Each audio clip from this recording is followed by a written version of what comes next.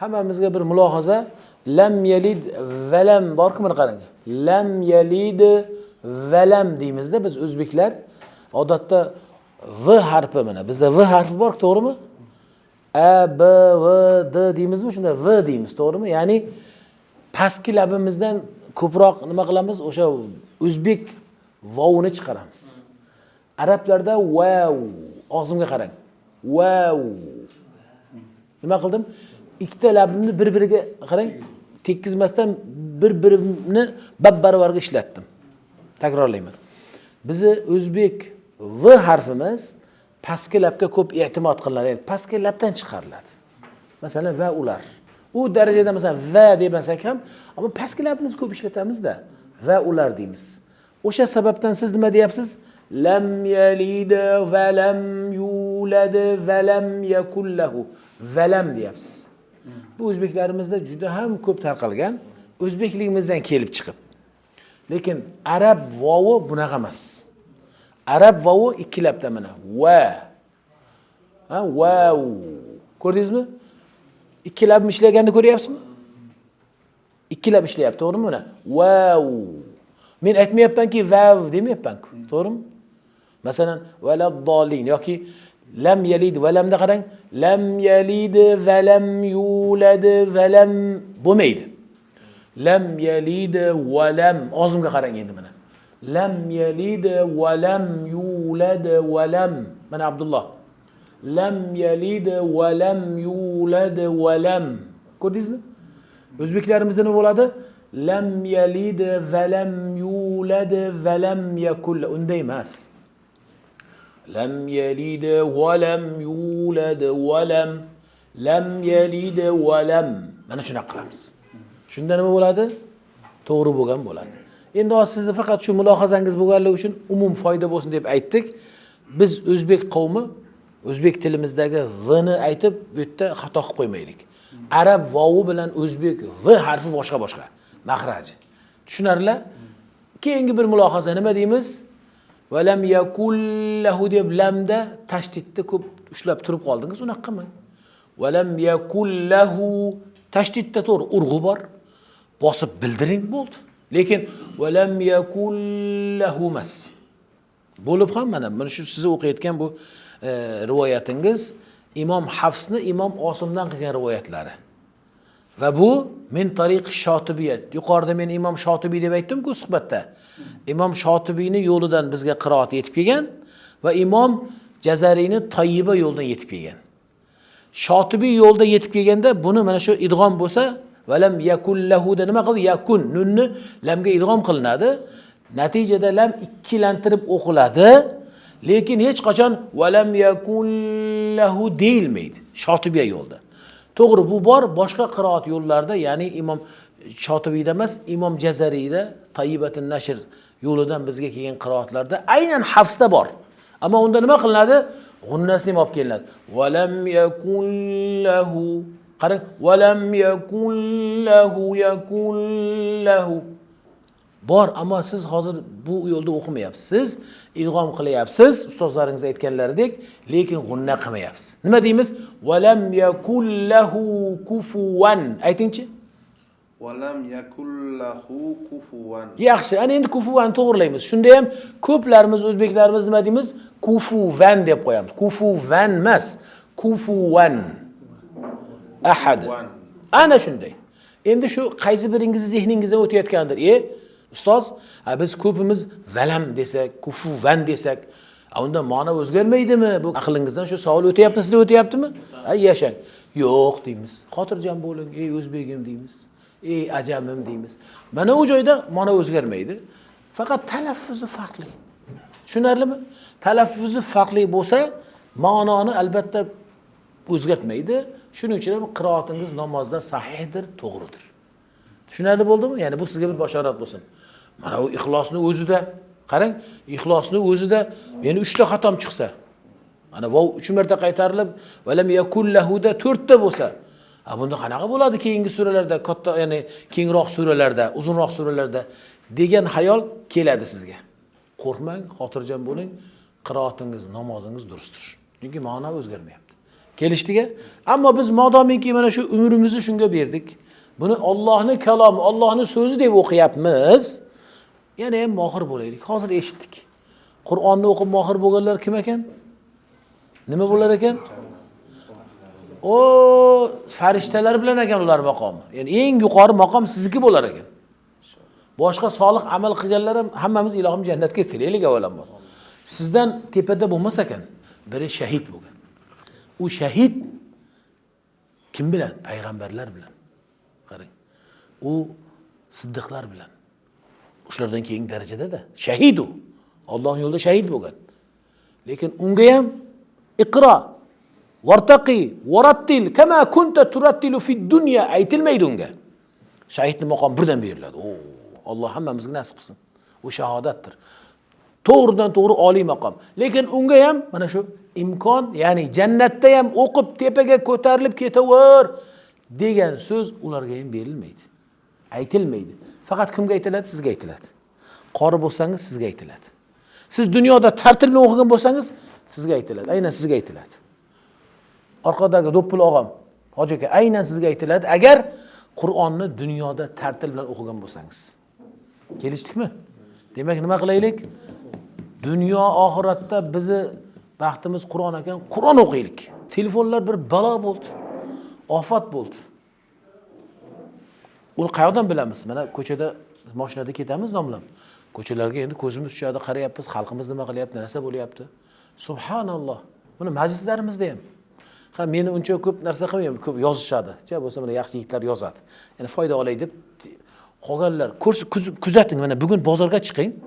Ko'chada ketayotib odamlarga qarang, yurib ketyapti, qo'lida telefoni. Siz bugun vaqtingizni hisoblangda. Telefoningiz bormi yo'qmi? YouTube nimalarda bormisiz? Telegramlarda? Yo'qmi sizga? Bor. Ana. Endi hisoblang. Bugun borib, uyingizga borib siz ham hisoblang. Qancha o'tirasiz telefonda? Bir kunligingizni hisoblang, iltimos siz bir kunligingizni hisoblang. Bir kunda telefonda qancha o'tirasiz? Hammasi bo'lib. O'shani bugun hisoblaganingizdan keyin siz aynan nima qiling? Buni endi Qur'onga sarflang. Tushunarlimi? Yana kim o'qib beradi? A'udhu billahi minash shaytonir rojim. Bismillahirrahmanirrahim. Qul ya ayyuhal kafirun la a'budu ma ta'budun wa la antum 'abidun ma a'budu wa la ana 'abidun ma 'abadtum. Abidum ma salchuzaylik. عابد ما عبدتم ما cho'zing. ما عبدتم. عابد ما عبدتم. نعم. ولا أنتم عابدون ما أعبد. نعم. لكم دينكم ولي دين. Mashallah, zo'r. Juda go'zal. Ayniqsa mahrajlaringizdan ustozingizga Allohga rahmat deyman. Juda ham xursand bo'ldim. Mahrajlar, ya'ni harflarning chiqish o'rni juda go'zal. Va bundan ham hali go'zal bo'lishligi kerak. Hali to'liq bo'lmadi, inshaalloh to'liq bo'ladi. Lekin birinchi mahrajat tavsiya mana Muallim Sani kitobimiz bor, yashil. O'shandan olasiz, harfimizni bittalab eshitasiz. Siz buni endi har kuni o'zingizga virt qiling. Ya'ni virt nima? Uyga vazifa degandayin, uy ishi deb qo'yadi-ku maktablarda. O'zingiz o'sha har kunlik bir vaqtingizni, mahrajni takror harflarni o'rganish uchun ham bir vaqtingizni shunga sarflang. O'qiganman demang, yana o'qing. Yana o'qing. Bir tugagandan keyin kitob yana aylantirib turing. Maqsad kitobni o'qiganingizdan, ko'p o'qiganingizdan tilingiz tajvidda yana ham mohirona bo'ladi. Mahrajingizga demak, mashaalloh tasonnallar o'qidik. Illo ba'zi mana shu madlarda, masalan, ma'abudda masalan mimlarda cho'zib, mimdan keyingi alifni bildiramiz. Asosan ixfoda ehtiyot bo'lamiz. Men ixfoda sizga bir sirni aytib ketay. Uni uncha odam aytmaydi. Sir. Ixfoni juda ham to'liq komil bajarishligingiz uchun, to'g'ri o'qishligingiz uchun bir sirni aytaman. Mana ixfoda nima qilamiz? Tanmin yoki nun, sokin nunni ixfo harflari bo'lgan 15 harfni biriga yo'liqqanda o'sha nunni aniq, ochiq emas, bildirib emas, balkim yashirib, bekitib o'qiymiz. Masalan, nima deyaptilar bu kishi Kafirun surasida?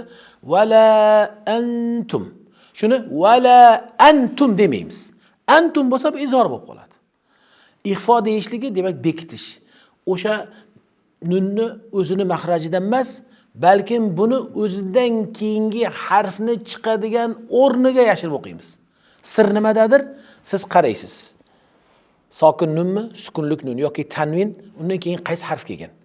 O'sha harfni chiqadigan o'rniga yashirsangiz, siz eng to'liq arablar hatto eshitsa, oh deydigan.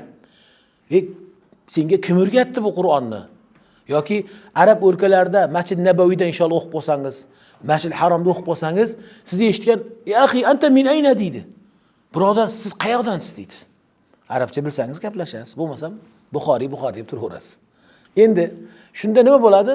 Ixfoni eng o'sha sirli joyi nima ekan? Tanvin, sokin nun, tanvin, undan keyingi harfga qaraymiz ekan. O'sha sukunlik nunni yoki tanvinni undan keyingi harfga chiqadigan o'rniga yashirsak, shunda tez buni uddala olamiz. Uddasidan chiqamiz. Natijada bu kishi nima deyapti masalan qarang. To'liq tani chiqadigan joyiga mana at, ta.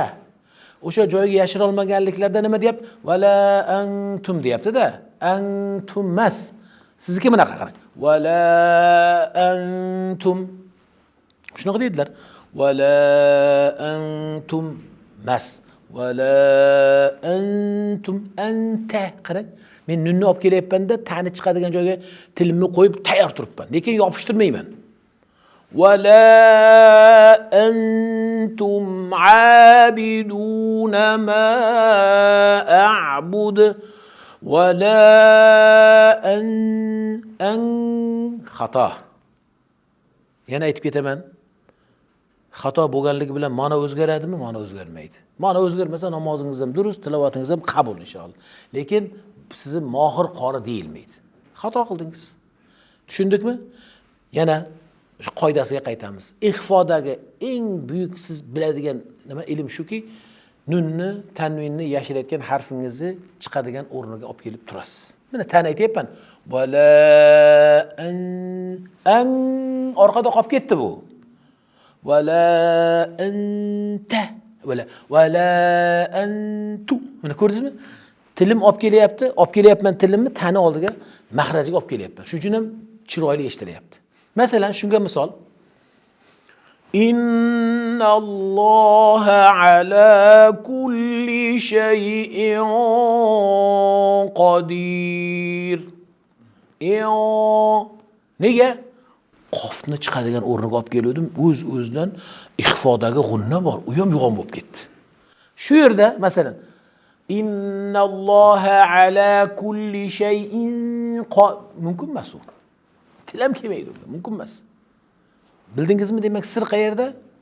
Siri o'sha tanvinni, nunni harfga qarayman. Qaysi harfga yo'l qo'yapti? Masalan, allazina hum an salatihim sahun.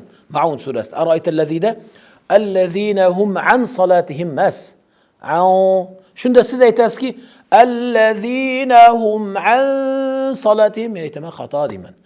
Allazina hum an salat uni qarang. Nimada? Ant. Qarang, ant unda ingichka. Chunki nunni olib kelyapman, tani chiqadigan joyga yashiryapman-da. Bunda qalin. An salatihim. Tushunarlimi? Vala antum mas demak. Vala antum. Sotda qarang. An salatihim sot qalin bu. Tushunarlimi? O'z-o'zidan o'sha ixfodagi g'unnalar ham o'zidan keyingi harfga tobi bo'lganligi uchun sifatda u sifatni o'ziga ko'chirar ekanda. Ixfodagi asosiy sir shudir. Inshaalloh o'ylayman har biringiz buni yaxshi bildingiz deya. Alloh ilmingizni ziyoda aylasin, juda go'zal. Parvardigor olamga duolar qilamiz. Hammangizni ilohim mohir qorilardan aylasin. Tilingizni chechan qilsin. O'sha Alloh o'zi nozil qilib qo'ydi. Varattalnahu tartila dedi. Biz Qur'onni murattal holda nozil ayladik dedi. O'sha holatda har biringizga o'qishlik nasib ro'za aylasin. Ustozlarimizni bu jalil amallarini dargohida husni qabul aylasin. Va sallallohu ala sayyidina va habibina Muhammadin va ala alihi va ashabi ajma'in. Amin. Bi rahmatika ya arhamar rahim. Allohu akbar. Vassalamu alaykum va rahmatullohi ta'ala va barakatuh. Salomat bo'lasizlar.